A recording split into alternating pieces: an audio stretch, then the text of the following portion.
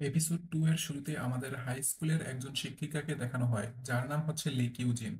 কিউজিনের late হয়ে যাওয়ার কারণে সে কিছুটা তাড়াহুড়ো করে ক্লাসের দিকে যাচ্ছিল। এরপর আমাদেরকে মিস্টার হানের ভাগ্নি কানকে দেখানো হয়। কান ছাদের দিকে যাচ্ছিল আর মনে মনে ভাবছিল পুরো টিনেজারদের মধ্যে 5.9% লোক ইন্টারকোর্স এক্সপিরিয়েন্স করেছে, আর তাদের মধ্যে সেও একজন। তখন সিন শিফট হলে আমরা হিউনের অ্যাপার্টমেন্ট দেখতে পাই। এখানে বসে বসে সে কিছু একটা ভাবছিল। তারপর সে তার জানালায় লাগানো সবগুলো কার্ডবোর্ড একে একে সরিয়ে ফেলে। এর পরের দিন কান স্কুলে গেলে দেখতে পায় ক্লাসে তাকে বুলি করা মেয়েগুলো ব্ল্যাকবোর্ডে তার নামে সব আজেবাজে কথা লিখে রেখেছে, এবং তার লাভ লেটারে যে কথাগুলো লেখা ছিল সেগুলোও বোর্ডে লেখা ছিল। এমন সময় তাকে বুলি করা সেই মেয়েটি তার লাভ লেটার সবার সামনে জোরে জোরে পড়তে থাকে। কান মেয়েটির কাছ থেকে সেই লেটারটি নিতে গেলে তাদের মধ্যে একরকম ধস্তাধস্তি শুরু হয়। এ সময় মিস কিউজিং এসে তাদেরকে আটকে দেয়। মিস কিউজিন তখন কানকে টিচার্স রুমে নিয়ে আসে। সে কানকে বলে যেহেতু লড়াই কান নিজেই শুরু করেছিল তাই এখানে তার কিছুই করার নেই। কান তখন মিস ইউজিনের কাছে বাড়িতে যাওয়ার পারমিশন চায়। মিস ইউজিন কানকে পারমিশন দিলে তখন কান তার ব্যাগ নিয়ে বাড়িতে যেতে শুরু করে। কিন্তু এমন সময় কান তার লকারে একটি চশমা দেখতে পায়। এরপর সে সেই চশমাটি তার নিজের কাছে রেখে দেয়। এরপরের দৃশ্যে আমরা মিস্টার হান ও তার সহকারী পার্টনার ডংসিককে দেখতে পাই, যারা কিনা ওই সিরিয়াল কিলার জিমিনের কেসের ব্যাপারে কথা বলছিল। কেসটা শেষ হয়ে গেল কেন জানি তার মনের মধ্যে খটকা লাগছিল। এজন্য সে জিমিনের অ্যাপার্টমেন্টে যায়। সেখানে মিস্টার হান দেয়ালের মধ্যে লিখে রাখা অনেক লাল দাগ দেখতে পায়। এরপর সিন শিফট হলে দেখা যায় কান সেই চশমা পরে আয়নায় নিজেকে দেখলে তার নিজের মাথায় একটি অ্যাস লাইন দেখতে পায়, কিন্তু সে এর মানে বুঝতে পারে না। এরপর মিস্টার হান তার ঘরে আসলে কান হানের মাথায় এতগুলো লাল রেখা দেখে ভয় পায় এবং ভয়ে দৌড়ে ঘর থেকে বাইরে চলে আসে। কিন্তু বাইরে গিয়ে সে আশেপাশের সব মানুষের মাথাতেই লাল দাগগুলো দেখতে পায় এবং লোকজনের মাথায় এসব অ্যাসলাইন দেখে কান বুঝে ফেলে এই সব লাল রেখার মানে আসলে কি। অপরদিকে কানের এই অদ্ভুত আচরণগুলো দূর থেকে সিন হিউন দেখছিল এবং সে মনে মনে কিছু একটা সন্দেহ করে। পরের দিন মিস্টার হান কানকে স্কুলে ছাড়তে চাইলে কান মিস্টার হানের অ্যাসলাইনের দিকে তাকায়, আর সে খুব অবাক হয়ে মিস্টার হানের গাড়িতে না উঠে চলে যায়। স্কুলে আসার পরও কান এখানে সবার মাথার উপর অ্যাসলাইন দেখতে পাচ্ছিল, কিন্তু এখানে মিস ইউজিং এর মাথায় কোনো লাইন ছিল না।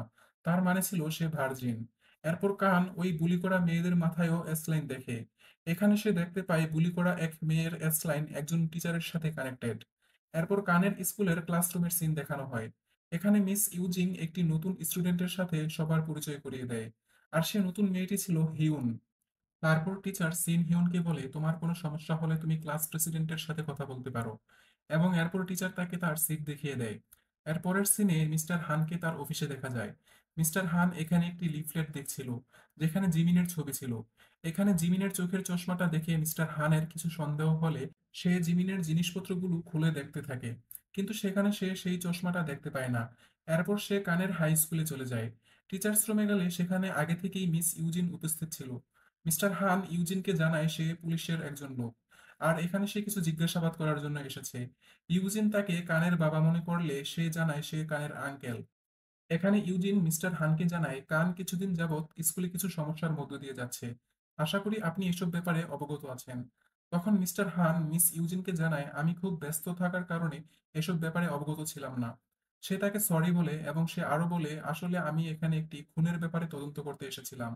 আর ইউজিনকে ম্যাথ টিচার জিমিনের ব্যাপারে জিজ্ঞাসা করে, বলে লোকটা কি সবসময় চশমা ব্যবহার করতো নাকি। তখন ইউজিন বলে আমি তাকে কখনো চশমা ব্যবহার করতে দেখিনি।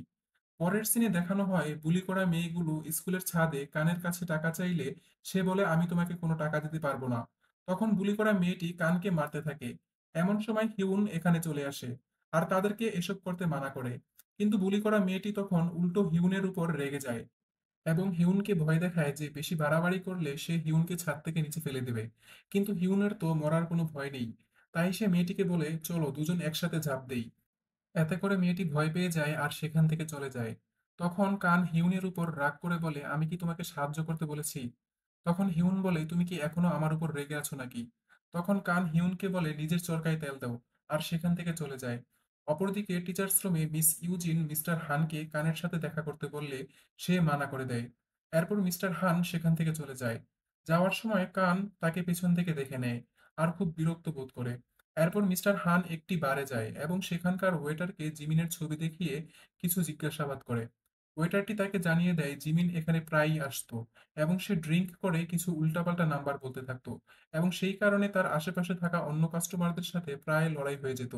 এরপরের সিনেই আমরা দেখতে পাই কান ওই বুলি করা মেয়েটির পিছু নিতে থাকে এবং সে দেখতে পায় মেয়েটি সেই হাই স্কুলের টিচারের সাথে মোটেলের ভিতর প্রবেশ করছে।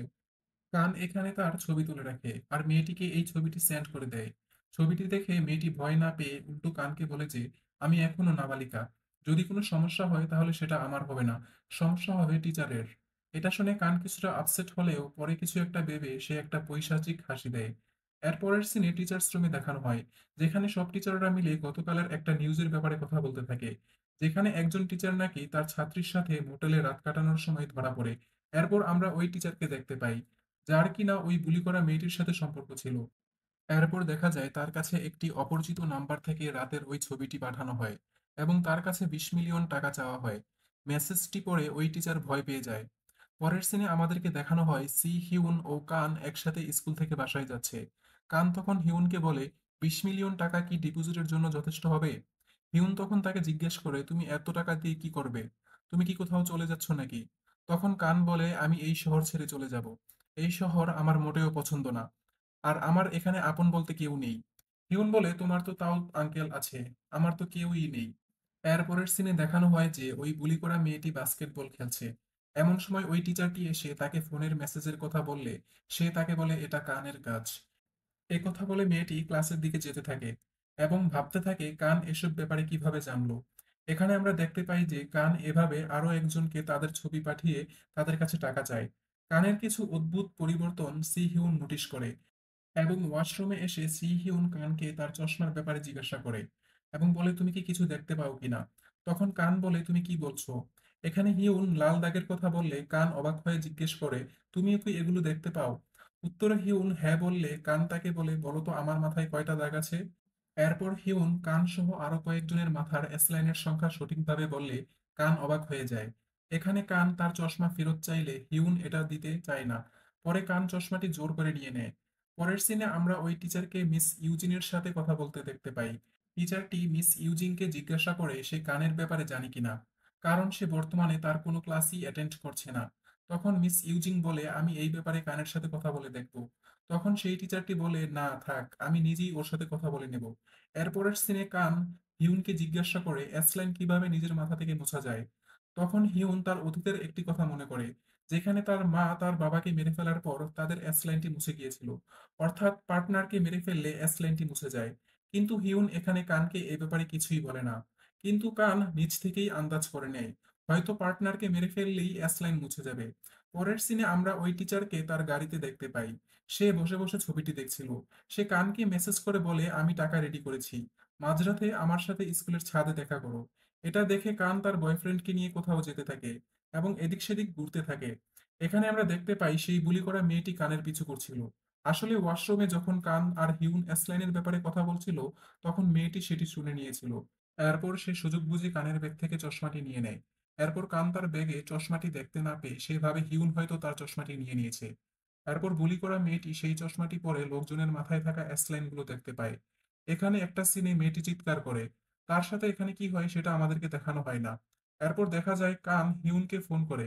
হিউন কানকে বলে আমি এ ব্যাপারে কিছুই জানি না। কান তাকে ফোনে বলে আমাকে স্কুলে যেতে হবে। হিউন কারণ জানতে চাইলে কান এ ব্যাপারে কিছুই বলে না। কান স্কুলে গিয়ে ওই টিচারের সাথে দেখা করে। টিচার তখন জিজ্ঞেস করে তুমি আমার ব্যাপারে কিভাবে জানলে। কিন্তু কান টিচারের কথার কোনো উত্তর দেয় না, বরং তার এই সিচুয়েশন দেখে হাসতে থাকে। তখন টিচার কানকে বলে আমার একটা বাচ্চা আছে এবং আরো একটা বাচ্চা হতে চলেছে। আমার যদি এখন চাকরিটা চলে যায় তাহলে তাদের কি হবে, আর আমি এখন এত টাকা কোথায় পাবো। তখন কান বলে আপনারা জানতেন যে আমাকে বুলি করা হয়, কিন্তু আপনারা এটাকে ইগনোর করেছেন সবসময়। তখন টিচারটি তার কাছে ক্ষমা চায় এবং বলে তুমি এখন ভিডিওটি ডিলিট করে দাও, আমি তোমাকে কালকে টাকা দিয়ে দিব। এমন সময় টিচারের ফোনে তার ওয়াইফের মেসেজ আসে আর ওই ছবি দেখিয়ে ওয়াইফ তাকে জিজ্ঞাসা করে তুমি আমার সাথে এমনটি কেমন করে করতে পারো। এটা দেখে টিচার কানের উপর অনেক রেগে যায় আর বলতে থাকে তুমি কেন তাকে এই ছবিটি পাঠিয়েছো। এদিকে কান কিছু বুঝে উঠতে পারে না। এরপর আমরা হিউনকে দেখি যে দৌড়ে স্কুলের দিকে ছুটে আসছিল। সে হঠাৎ দেখতে পায় কান ছাদ থেকে পড়ে যাচ্ছে।